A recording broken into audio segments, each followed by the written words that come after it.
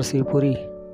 मध्य प्रदेश सरकार के मुखिया डॉक्टर मोहन यादव अपने तयशुदा कार्यक्रम के अनुसार आज सुबह भोपाल से प्लेन से सीधे दतिया पहुंचे और इसके बाद करेरा पहुंचे और करेरा में पुलिस सहायता केंद्र के पास चुनावी सभा को संबोधित किया। जैसे कि विदित है कि शिवपुरी जिले की करेरा और पोहरी विधानसभा ग्वालियर लोकसभा क्षेत्र में आती है। सभा को संबोधित करते हुए सीएम ने कहा कि 20 साल पहले जब कांग्रेस की सरकार हुआ करती थी, जब यहाँ डाकुओं का राज था, वह भी जब बस में सवार होकर करेरा की ओर जाते थे, उस वक्त डाकुओं से हमेशा भय बना रहता था। इस क्षेत्र को कांग्रेस ने लवारिस छोड़ रखा था।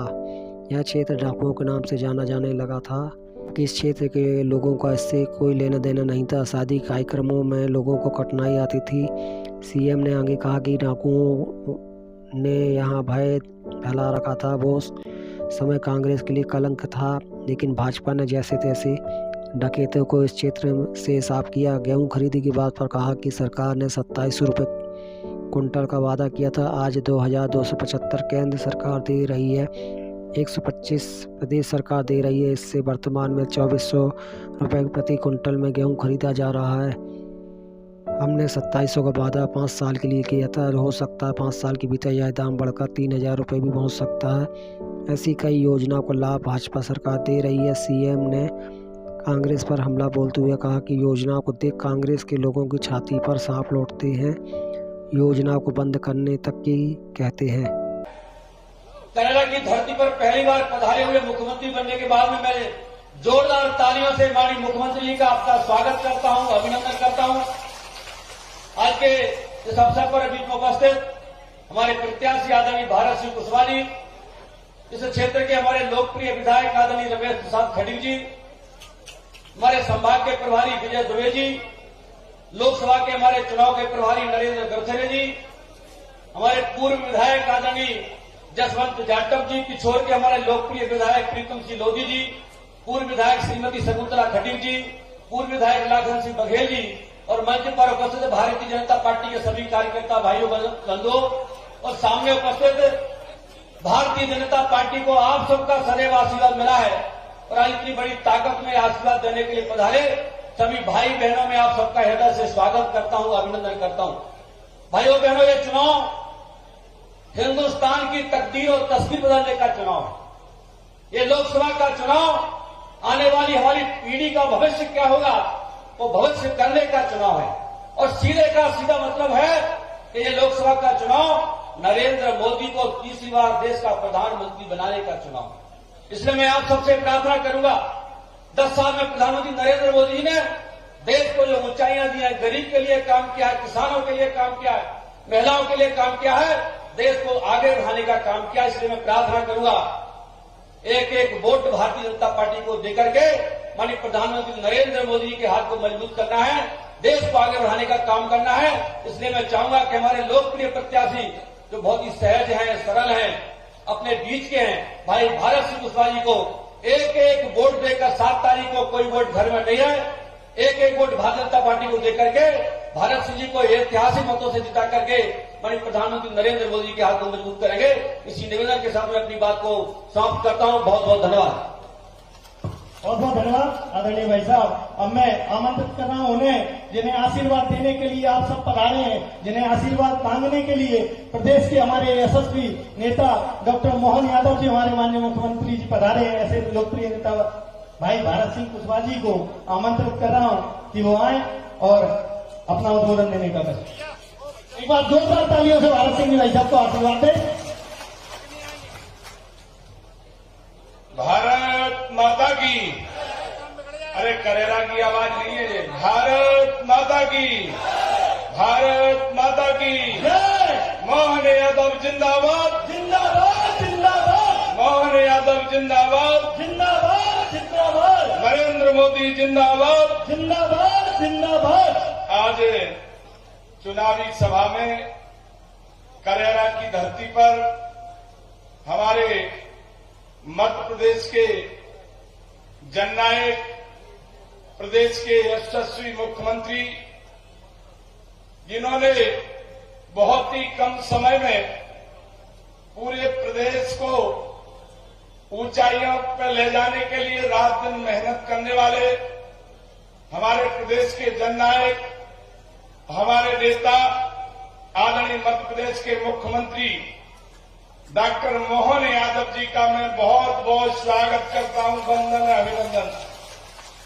मंच पर विराजमान हमारे भारतीय जनता पार्टी के प्रदेश के महामंत्री मेरे भाई रणवीर सिंह रावत जी, हमारे ग्वालियर और चंबल के संगठन के प्रभारी आदरणीय विजय दुबे जी साहब, हमारे पूर्व संगठन मंत्री आदरणीय केशव सिंह भदौरिया जी, हमारे चुनाव के प्रभारी मेरे भाई पूर्व विधायक आदरणीय नरेंद्र ब्रथरे जी, हमारे विधानसभा क्षेत्र के विधायक आदरणीय रमेश खटीक जी, हमारे पिछोर के पड़ोसी और मेरे बड़े भाई आदरणीय विधायक प्रीतम सिंह लोधी जी, हमारे पूर्व विधायक आदरणीय जसवंत जाटव जी, हमारी पूर्व विधायक बहन शकुंतला खटीक जी, हमारे पूर्व विधायक और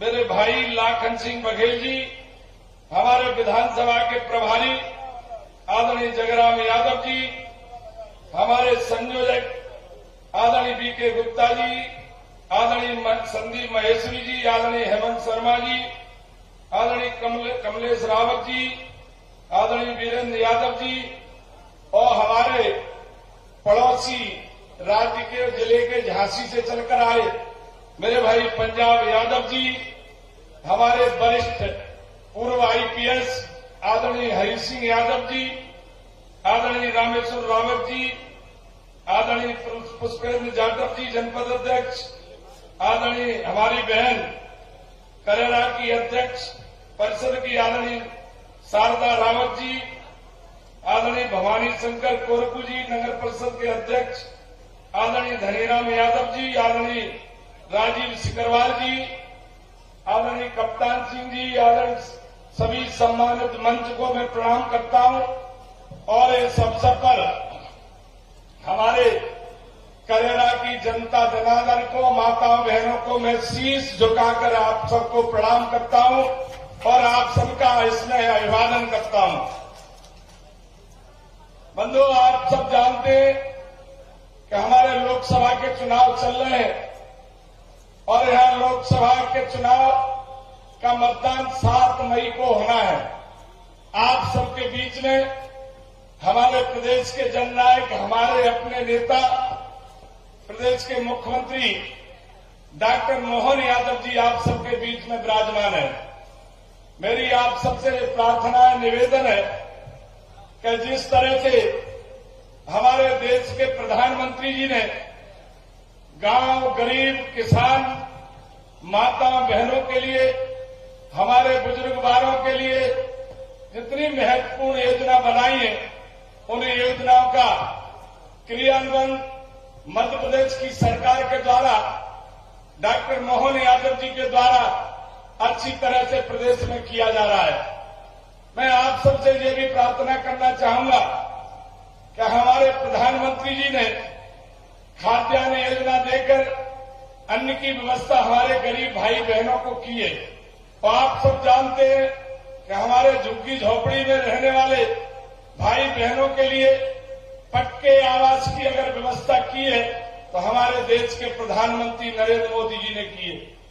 नरेंद्र मोदी जी ने जिस तरह से हमारी पूरी देश की जनता को परिवार माना है, ऐसे ही हमारे प्रदेश के मुख्यमंत्री जी ने प्रदेश की समस्त जनता को परिवार मानते हुए समस्त जनता के लिए लोक कल्याणकारी योजनाओं का लाभ दिलाने में रात दिन मेहनत और प्रयास कर रहे हैं। मेरी आप सबसे इस अवसर पर प्रार्थना है कि जिस तरह से मध्य प्रदेश की सरकार के काम आप सबके दिलों पे छाए हुए हैं, मैं थोड़ी 2-3 चीज का जिक्र करते हुए, क्योंकि हमें मुख्यमंत्री जी को सुनना है, मेरी आप सबसे ये प्रार्थना भी है। देखिए, काम करने की इच्छा शक्ति हो, अगर व्यक्ति ने गरीबी देखी है, परेशानी देखी है, वो ही व्यक्ति गरीबों के लिए योजना बना सकता है, वो ही व्यक्ति गरीबों के लिए काम कर सकता है। हमारी मध्य प्रदेश सरकार के मुखिया आदरणीय डॉक्टर मोहन यादव जी का देखिए कितना ऐतिहासिक निर्णय किया है। आपने देखा होगा कि जिसके मन में कार्यकर्ता का भाव रहता है वो हमेशा काम करने की इच्छा रखता है। ऐसे आपने देखा होगा हमारे प्रधानमंत्री जी ने इलाज के लिए आयुष्मान कार्ड की व्यवस्था हमारे भाई बहनों के लिए की है और मुझे ये कहते हुए प्रसन्नता है। वैसे ईश्वर करे कोई बीमार दुखी न हो, फिर भी हमारे प्रधानमंत्री जी ने हमारे हर परिवार को आयुष्मान कार्ड देकर उनके लिए इलाज की जो व्यवस्था की है बहुत ऐतिहासिक काम किया है।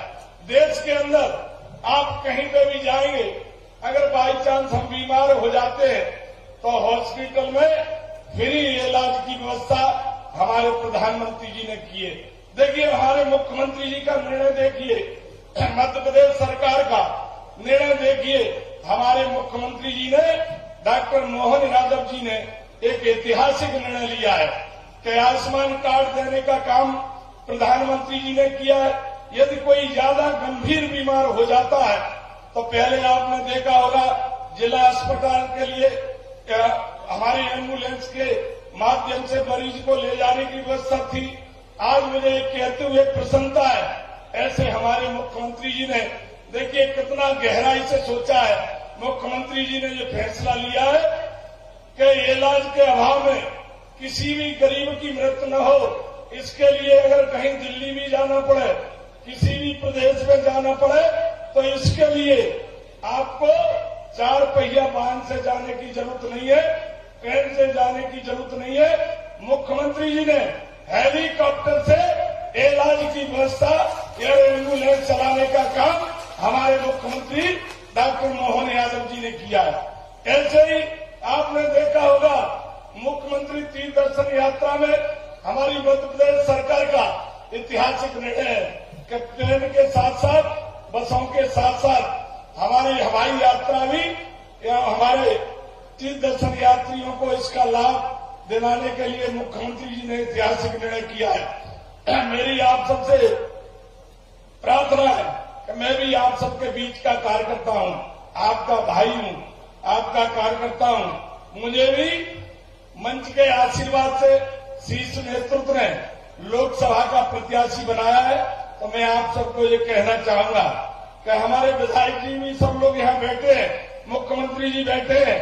मैं ईमानदारी के साथ कह रहा हूं, मैं भी किसान परिवार का हूं, गरीब घर से हूं और मुझे भी विधायक और मंत्री बनने का सौभाग्य प्राप्त हुआ तो आप जैसी जनता जनार्दन के आशीर्वाद से हुआ। मेरी आप सबसे निवेदन है, प्रार्थना है कि मैं आपकी सेवा ईमानदारी से आपके बीच में रह के करूंगा और आपके विकास कार्य के लिए, आपके निजी कामों के लिए, आपके मान सम्मान के लिए मैं ईमानदारी के साथ कह रहा हूं, कोई कसर नहीं छोड़ूंगा, आपकी सेवा ईमानदारी के साथ करूंगा। चुनाव के समय, चुनाव में कम समय ज्यादा है, इसलिए ज्यादा समय लेते हुए आपसे ये प्रार्थना करूंगा कि जैसे देश को गारंटी हमारे प्रधानमंत्री नरेंद्र मोदी जी की है, वैसे ही मध्य प्रदेश के कामों की विकास की गारंटी आज लेने के लिए हमारे मुख्यमंत्री माननीय डॉक्टर मोहन यादव जी आपके बीच में विराजमान है। तो मैं आप सबसे प्रार्थना करूंगा आने वाली 7 तारीख को भारतीय जनता पार्टी को, हमारे प्रधानमंत्री को आशीर्वाद दीजिए और हमारी भारतीय जनता पार्टी को आशीर्वाद दीजिए। आप सबका आशीर्वाद मेरे ऊपर भी बना रहे। आप सबको बहुत बहुत धन्यवाद, प्रणाम, नमस्कार। बहुत बहुत धन्यवाद माननीय भाई साहब भारत सिंह कुशवाहा जी। अब मैं आमंत्रित कर रहा हूं उन्हें जिन्हें सुनने के लिए आप सब लोग पधारे हैं, जिन्हें आशीर्वाद मांगने के लिए आज हमारे मुख्यमंत्री जी पधारे हैं। ऐसे हमारे जन जन के नेता, इस प्रदेश के लोकप्रिय नेता माननीय मुख्यमंत्री जी जो बाबा महाकाल की नगरी से पधारे हैं और इस करेरा बाबा भानगढ़ की तपोभूमि पर उनका पहला नगर आगमन है। सब लोग खड़े होकर जोरदार तालियों से माननीय मुख्यमंत्री जी का, अपने स्थान पर खड़े होकर माननीय मुख्यमंत्री जी का स्वागत करें। आए और माननीय मुख्यमंत्री जी आम जनता को संबोधित करने का कष्ट करें। माननीय मुख्यमंत्री जी, तालियां रुकनी नहीं चाहिए। डॉक्टर मोहन यादव जिंदाबाद,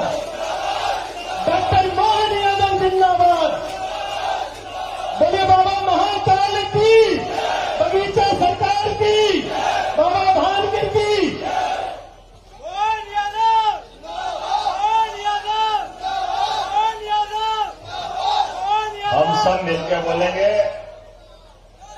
बोले भगवान जय श्री राम, बोले गोपाल कृष्ण भगवान की जय, जय श्री महाकाल,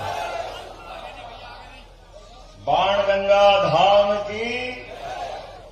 आज के इस कार्यक्रम में मंच पर विराजमान हमारे अपने इस क्षेत्र के लोकप्रिय हमारे सांसद के प्रत्याशी भाई भारत सिंह जी, जोरदार तालियां बजाओ भारत सिंह जी के लिए।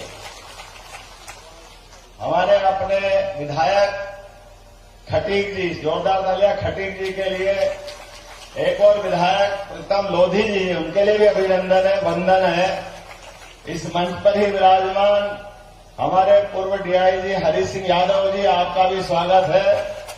हमारे भदौरिया जी संगठन मंत्री रहे, अभी आपका काम देख रहे हैं, जोरदार तालियां भदौरिया जी के लिए, विजय दुबे जी के लिए। और मैं हमारे रावत जी का अभिन्न मित्र हूं।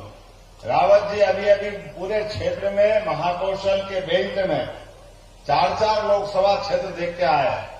पूर्व विधायक और हमारे प्रदेश के महामंत्री रणजीत रावत जी का अभिनंदन करें, उनका भी स्वागत है। इस मंच पर विराजमान नाम लूंगा तो संकट हो जाएगा, वैसे मैं लेट चल रहा हूं। सभी के लिए जोरदार तालियां बजा दें, सभी का अभिनंदन कर दें। करेरा आने के साथ आने के पहले मूंगफली याद आ जाती है, कहा जा रहा है तो मूंगफली वाली देसी काजू का जो मजा देता करेरा में, तो वो कहीं मिलता ही नहीं है। जोरदार ताली बजाओ अपने किसानों के लिए, जो जोरदार तरीके से।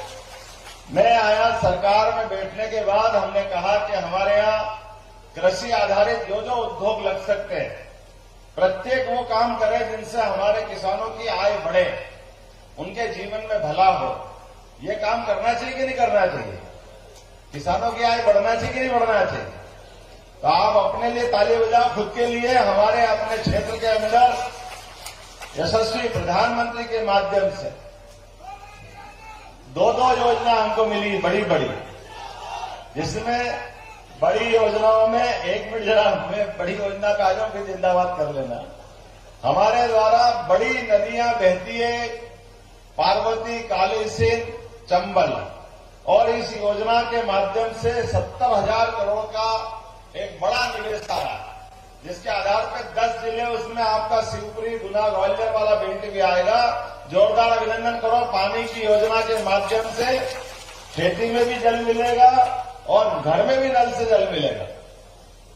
आज इस अवसर पर मैं जहां बोल रहा हूं, 20 साल पहले जहां हरि सिंह जी साहब, आप भी उस अभियान के हिस्सा थे ना, जो 20 साल पहले समस्या थी डाकुओं को टपकाने की। जोरदार तालियां बजाओ हरि सिंह जी यादव ने। आपने डाकुओं के सभाए में बड़ा रोल अदा किया। कहा हम अपनी मेहनत से कमा खा करके 2 पैसे बचा के घर में रखते हैं, लेकिन ये डाकुओं के कारण से कांग्रेस के लोग वोट मांगने आएंगे, अभी बात करेंगे, उनको याद दिलाना पड़ेगा, भैया तुम्हारी सरकार लाए तो तुम क्या करते हो, तुम वही ले जाके खड़ा कर देते हो ना, जिसके कारण से पूरा क्षेत्र त्राहिमाम करता है। हमारी गाड़ी जैसे ही गुना के, जब मैं बस से आता था पहले वीडियो पोस्ट से, अशोका ट्रेवल्स और क्या क्या विद्यार्थी परिषद में काम करते हुए, बाद में और अलग अलग कारण से, तो जैसे ही गुना से इधर बस आती तो ड्राइवर से बात करना पड़ती। ड्राइवर कहता देखो भाई साहब, मैं जितना बचा सकता बचाऊंगा, मेरा मालिक भी बंदी तो देता है, पर वो कभी डाकू को समझ में आए तो फिर वो बंदी नहीं माने न लूटने जाए तो मैं कुछ नहीं कर सकता। कैसा दौर था। तो हम कहते थे कभी कभी भूले भटके हम आए तो हमारी ये हालत है, आप लोग तो यहीं रहते हो, आपकी पर क्या बीतती है। वो कहता झंझट कब आती, जब शादी ब्याह होता है। शादी ब्याह में के समय तो अरे शादी तो आनंद उत्सव का माहौल रहता है, लेकिन ऐसे समय में जो कठिनाई आती थी, वाकई आपके लिए बहुत खराब समय था, लेकिन आपके लिए नहीं था, वो कांग्रेस के लिए कलंक का समय था। मुझे इस बात का प्रसन्नता है, कांग्रेस ने यहाँ के लोगों को लावारिस छोड़ा, पूरा क्षेत्र बदनाम कर दिया, जिसका कोई सिरपैर नहीं था। हमारे खिलाफ अन्याय हो, सरकार साथ नहीं दे तो सरकार को क्या बोलेंगे। अभी अपने बीच में से लगातार एक के बाद एक हमारे अपने घर के गांव के अंदर नल से जल मिलना चाहिए। देखो कैसा कमाल का समय है। अभी का चुनाव आपको दोनों हाथ जोड़ के पहले तो प्रणाम करता हूं। हमारी सरकार बनाने में आपने बहुत मदद की। 163 का बहुमत, जोरदार ताली बजाओ भारतीय जनता पार्टी के लिए। 163 की सीटें जिताई, उसमें आपकी करेरा भी है, उसमें प्रीतम मोदी जी की भी है, सारी की सारी सीटें। केवल मोदी जी घूम के गए तो राजस्थान से हवा चली, छत्तीसगढ़ तक आंधी बनी। कोई कह नहीं सकता ये जीतेंगे वो जीतेंगे, इतने वोट से जीतेंगे, लेकिन ये मोदी जी का कमाल है, क्योंकि मोदी जी ने अपनी बात का वजन पैदा किया। ये करेरा का भी यही महत्व है, बात करो तो ठोस करो। पूरा बेल्ट इसीलिए जाना जाता अपने लिए, आपके लिए ताली बजाओ, हमारे अपने चंबल बेल्ट के लिए, कि जो अपनी बात पे जान न्यौछावर कर दे, जान लुटा दे। लेकिन बात के सवाल, कोई हल्की बात करके पसंद नहीं आता, झूठ बोलना तो बिल्कुल पसंद नहीं आता, और झूठ बोल के चला दे तो फिर आप भारत माता की जो होना हो जाए उसका कम से कम उससे अपनी निगाह में तो उतर ही जाता। मैं आज के अवसर पर बताना चाहूंगा, जिनका अपना मकान नहीं, कोई कभी पूरे देश में सोच सकता है हमारे में से, आप में से कोई जिसका मकान नहीं होगा तो वो अपने किसी काका का, बाबा का, मामा का, किसी न किसी मकान में तो रहते ही होगा। लेकिन देश के प्रधानमंत्री का पूरे देश के अंदर एक भी प्लाट नहीं है, एक भी मकान नहीं है, लेकिन वो जी काय के लिए रहे, पूरे भारत के लिए जी रहा है, ये हमारा सौभाग्य है। और मकान के अंदर बहन बेटी घर में रहे, आप बहन बेटी बहुत सारी बैठी है, आप चिंता मत करना। हमारी सरकार ने जितनी योजना चालू करी, एक भी योजना बंद नहीं करेंगे। लाडली लक्ष्मी का भी पैसा आपको लगातार मिलता रहेगा, कोई योजना बंद नहीं होगी। जिसके पास में पैसा आ रहा है बराबर आता रहेगा। और भूले बैठ के कोई बच गया कि चुनाव के बाद उसका नाम भी जोड़ लेंगे, उसको भी दिलवाएंगे। हमारी सरकार में इस बात में कोई कंजूसी नहीं है। हमारी सरकार गरीबों की सरकार, सबको लेके चलने वाली सरकार, सबका भला करने वाली सरकार है। अकेले ग्वालियर लोकसभा में 1200 करोड़ से घर घर जाकर के 4,24,000 से अधिक परिवारों को शुद्ध नल का जल पीने का देने का संकल्प किया मोदी जी ने। जोरदार ताली बजाओ 1200 करोड़ के लिए। जल जीवन मिशन के माध्यम से 469 नल जल योजना है और 381 करोड़ की लागत एकल नल योजना है। और तो और एक नया मेडिकल कॉलेज, हमने कहा कि हर लोकसभा क्षेत्र में एक एक मेडिकल कॉलेज खोलते जा रहा है। और आप तो और सौभाग्यशाली हो, ये चीता प्रोजेक्ट आपसे भी लगता है ना, पास में ही है। आने वाले समय में पर्यटन के माध्यम से आपको भी लाभ मिलेगा। अलग से आमदनी खेती के अलावा होना चाहिए कि नहीं होना चाहिए सबके पास? तो खेती की आमदनी के अलावा आपके पास पशुपालन भी होगा। कौन कौन पशुपालन करते, जरा हाथ खड़े करो। जिनके घर में दूध उत्पादन होता है, आप अंदाज लगा लो, अभी तक आपको गेहूं का, धान का, इनका बोनस मिलता था। अभी हमारी सरकार ने तय किया 2275 केंद्र सरकार दे रही, 125 हमने दिए, तो 2400 रुपये कुंटल गेहूं खरीद रहे कि नहीं खरीद रहे? आपका ताली वाली बजा के बताओ।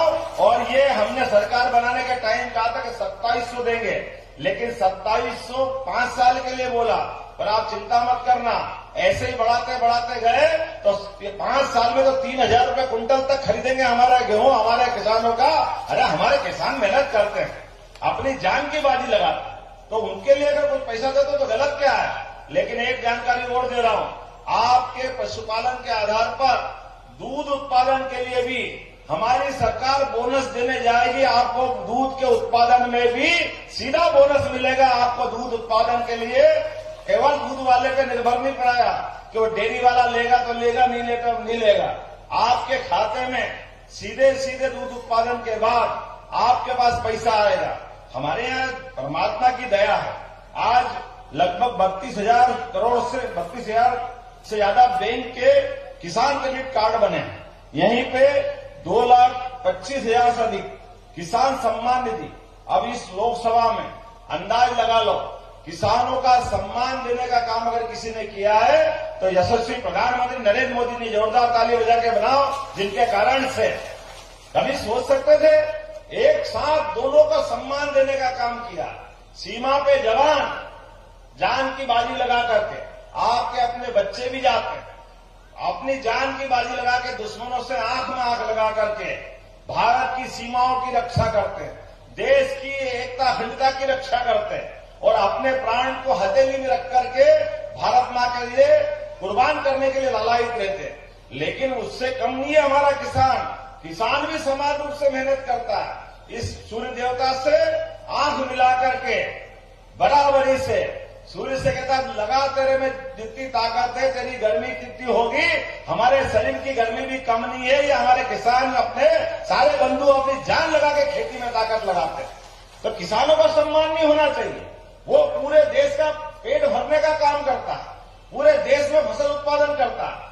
आजादी के बाद पहली बार ऐसा हुआ जिनने किसानों के लिए भी 6,000 रुपया महीना सीधा उनके खाते में लाने का काम किया है। जोरदार ताली बजाओ नरेंद्र मोदी जी के लिए। और यशस्वी पूर्व मुख्यमंत्री शिवराज सिंह चौहान के समय चालू होने वाली 6,000 की राशि वो मेरी सरकार में भी चालू है। ये 6 और 6 12,000 वो भी आपको लगातार मिलते रहेंगे, कोई इसमें बंद करने वाले नहीं है। कांग्रेस के लोग रोज माला जपते हैं, उनकी छाती पे रोज सांप लौटता है, रोज कहते हैं काय से दोगे, क्यों दे रहे हो, बंद कर दो। हमने कहा भैया ये बंद नहीं होगा, तुम बंद कर दो तो लोग कांग्रेस पार्टी बंद कर देंगे। तुम्हारे दिन खराब आए हैं, तुम्हारे लिए दुकान चलने वाली नहीं है। पूरे देश से झाड़ू लग रही है। आप अंदाज लगा लो, पूरे देश में 1913 के पहले जिनकी सरकार चलती थी मनमोहन सिंह के नेतृत्व में, जिनकी सरकार में हमने तो समझा था बहुत पढ़े लिखे, बहुत समझदार है, बहुत अच्छे विद्वान व्यक्ति है, लेकिन विद्वान प्रधानमंत्री क्या बोलते थे, जो उस दिन बोलते थे वो आज घोषणा पत्र में कह रहे हैं। दोनों में कोई अंतर नहीं, दोनों की भाषा एक है। क्या बोल रहे हैं, इस देश के ऊपर सबसे पहला अधिकार मुसलमान बंधुओं का है, मुसलमानों का है। ये कौन कह रहे, मैं नहीं कह रहा हूं, ये मनमोहन सिंह कह रहे। अरे भैया हमारे बाप दादा की पूंजी है, ये भगवान राम और कृष्ण का देश है। ये कौन सी भाषा है, ये कहां अरब में बोलना हो तो, ये हिंदुस्तान में नहीं चलने वाला। ये कौन सी बात कर रहे हो आप, ये आप यहां के क्या कहना चाह रहे हो। इसका मतलब ये है, अभी घोषणा पत्र में फिर कहा है, अभी फिर घोषणा पत्र में कहा है कि इस देश के अंदर के संसाधनों का सर्वे कराएंगे। भाषा ऐसे बोली जो कम समझ में आए, मैं खोल के समझाऊंगा। उनने कहा हम आर्थिक सर्वे कराएंगे। अब आर्थिक सर्वे क्या होता साहब, अपने तो सीधे साधे गांव देहात के लोग हैं, वो समझ नहीं पाते। समझ में आएगी तो हमें आपकी 50 बीघा जमीन है, आपके पास 5 तोला सोना है, आपके बैंक में 5 लाख रुपया है, आपके 2 मकान है, तो ये आर्थिक सर्वे कराएंगे। और 50 बीघा अर्थात आप 25 के ले जाओगे, 25 कांग्रेस छीन करके दूसरों को देगी। आपके पास 5 तोला सोना है तो 2.5 तोला सोना आपसे छीन करके दूसरों को दिया जाए। आपकी हर एक चीज का सर्वे कराकर, और ये हम नहीं कह रहे, ये बाकायदा लिखावा दे रहे हैं, लिखावा। और वो कह रहे हैं इस आधार पर हमारी सरकार बनाएंगे। अरे ये कौन सी दुनिया है। हमारे यहाँ और एक उनके गुरु और छोटे मियाँ तो छोटे मियाँ, बड़े मियाँ और सुभान अल्लाह। उनके गुरु वो कहते मेरे गुरु है सेम पित्रोदा। वो सेम पित्रोदा क्या कह रहे हैं, वो कह रहे हैं कि अमेरिका में एक बहुत अच्छा टैक्स है, हम उसको भारत में लगवाएंगे। वो क्या टैक्स है, वो टैक्स ऐसा है कि अगर कोई व्यक्ति, जैसे मेरी 100 बीघा जमीन है, 25 जानवर घर में है, 5-25 तोला सोना है, 10-20 लाख की एफडी है, अगर मैं कोई कारण से शरीर छोड़ देता हूं, मेरी मृत्यु हो जाएगी, तो आप 100 बीघा में से केवल 60 बीघा मेरे पास कांग्रेस की घोषणा के अनुसार वो सरकार को जमा करनी पड़ेगी। बाल बच्चों को केवल 40 बीघा मिलेगी। इसको बोलते हैं विरासत का टैक्स। अरे ये टैक्स, विरासत का टैक्स, वो भूल कर बोले अमेरिका में ऐसा होता है इसलिए यहां भी होना चाहिए। गजब हो गया भाई। अरे हमारा हिंदुस्तान है, यहाँ माँ बाप अपने पेट काट करके अपने बच्चों के लिए अगली बार की अगली पीढ़ी के लिए रखते हैं। बोला रखते कि नहीं रखते हैं। और ये नालायक लोग क्या कह रहे हैं, ये कह रहे कि वो काट करके हम सरकार में जमा करा देंगे। वो सरकार में अधिकार किसका बता रहे हैं। तो ये हमारे बीच में, हम मुस्लिमों का सम्मान करते हैं। अच्छे मुस्लिम को हमने सबसे पहले मिसाइल मैन, वैज्ञानिक मुस्लिम था तो देश का राष्ट्रपति बनाया कि नहीं बनाया। अटल जी ने, जोरदार ताली बजाओ। अच्छे रसखान की कोई भगवान कृष्ण की अच्छी उनने स्तुति गाई तो कभी रसखान का भी सम्मान किया। लेकिन केवल धर्म के आधार पर हमारा छीन के उनको दे दोगे, वो भी चुनाव की इस बेला में सबके सामने आप कह रहे हो, तो इससे बड़ा झूठ क्या हो सकता है और इससे बात गलत क्या बात हो सकती है? ऐसी बात को कोई बर्दाश्त करेगा क्या? आप बताओ, कोई बर्दाश्त करेगा क्या? क्योंकि जैसे कर्म आपके हैं, आप भूलो मत, अयोध्या में किसी गांव से गांव के छोटे से छोटे कस्बे में चले जाओ, छोटे मोहल्ले में चले जाओ, सरयू के किनारे अयोध्या में कौन पैदा हुआ? कौन पैदा हुआ? बताओ, कौन पैदा हुआ? बहन बेटी बता जरा, माँ बेटी बता, कौन पैदा हुआ? आप बताओ जरा, आवाज नहीं आ रही, कौन पैदा हुए? आप बताओ कौन पैदा हुए? आप सबको मालूम, नहीं मालूम तो कांग्रेस को, उनने कहा के राम कैसे पैदा हुए, प्रमाण लाओ। इनको भगवान राम के प्रमाण चाहिए थे। शर्म आने की बात, पूरे देश में चुनाव लड़ना चाहते, लोगों से वोट लेना चाहते, लेकिन भगवान राम पर प्रश्न उठाते और उससे आगे बढ़ करते लंका और रामेश्वरम के बीच बानर भालुओं के साथ नल नील ने क्या बनाया था? क्या बनाया था? राम सेतु बनाया था लंका विजय के लिए भगवान ने। वो राम सेतु इनको पसंद नहीं आया, तो राम सेतु तोड़ने के लिए एक योजना बनाई 4000 करोड़ कि ये तोड़ दो, इसकी जरूरत नहीं। अरे भगवान राम के चिन्ह मिटाओगे, पर्यावरण के लिए वो अत्यंत आवश्यक है, लेकिन केवल उस भावना के लिए कि जो जो हिंदुओं के सम्मान के चिन्ह है वो हम नहीं रहने देंगे। अरे तुम्हारे लिए ये कौन सी दुनिया है? अभी अभी देखो आप, कहां तो ये राम सेतु तोड़ने वाले लोग हैं। आप भूलना मत वोट देने वाले दिन, आप सबको याद रखना पड़ेगा। एक उदाहरण और देता हूं, बोलो गोपाल कृष्ण भगवान की। मैं आज इसकी बात भी करूंगा कि हम तो दोनों की जय जयकार करते हैं, दोनों में कोई अंतर नहीं। 17 लाख साल पहले भगवान राम आए, 5000 साल पहले कृष्ण आए। दोनों देवताओं ने जीवन में सदैव पूरा जीवन धर्म की स्थापना के लिए लगाया। एक ने मर्यादा पुरुषोत्तम राम के रूप में जीवन जिया, एक समाज में मर्यादा के लिए पूरा जीवन जी के गए।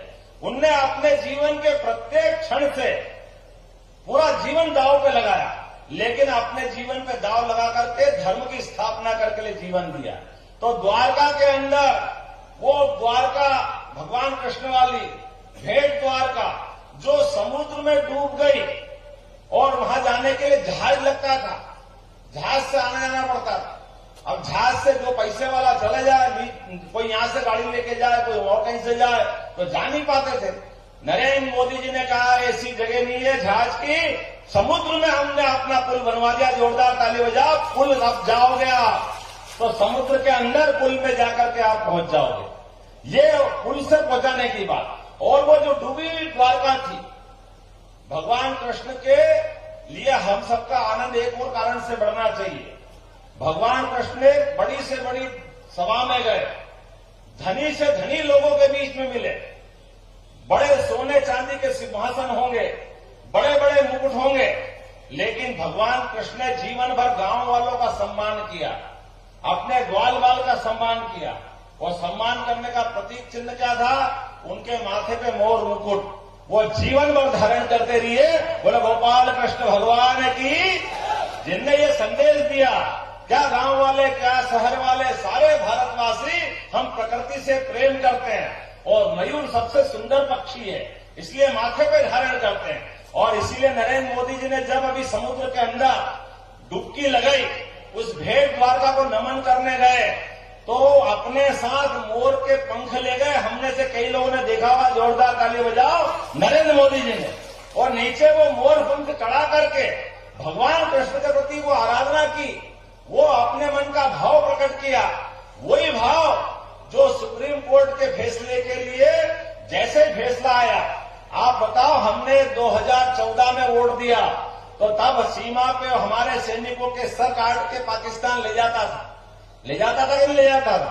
हमारे सैनिकों के सिर से फुटबॉल खेलते थे, अपने दिल्ली बंबई कहां का बम फूटते थे, फूटते कि नहीं फूटते थे? तो पहली बार वोट दिया तो इस देश से आतंकवाद का खात्मा किया। पाकिस्तान नहीं मानता था तो उसको घर में झाकर मार के बताया पाकिस्तान के अंदर ये हिंदुस्तान की ताकत है और ये नरेंद्र मोदी की प्रधानमंत्री की ताकत है। सर्जिकल स्ट्राइक, एयर स्ट्राइक दो बार मार के आए। उसका बाद परिणाम ये निकला, आज पूरे देश में शांति है। भूले भटके कभी कोई पटाखा फूट जाए तो सबसे पहले पाकिस्तान कहता है हमने नहीं फोड़ा, हमने नहीं फोड़ा। उनको राम राम करना पड़ता, वो डरता है कि ऐसा नहीं हो कि भारत हमारी तरफ हमला कर दे। ये खौफ होना चाहिए कि नहीं होना चाहिए। और दूसरी बार वोट दिया तो 5 साल के अंदर भगवान की दया से 70 साल कांग्रेस लटकाती रही सुप्रीम कोर्ट, हाई कोर्ट में। 5 साल से कम समय में माननीय सुप्रीम कोर्ट का फैसला भी आ गया। फैसले के बाद भूमि पूजन भी हो गया और भूमि पूजन के बाद इसी 22 जनवरी को प्रभु राम मुस्कुरा रहा कि नहीं मुस्कुरा रहा अयोध्या के अंदर? बोला जय जय श्री राम। ये दूसरी बार का वोट हमारा।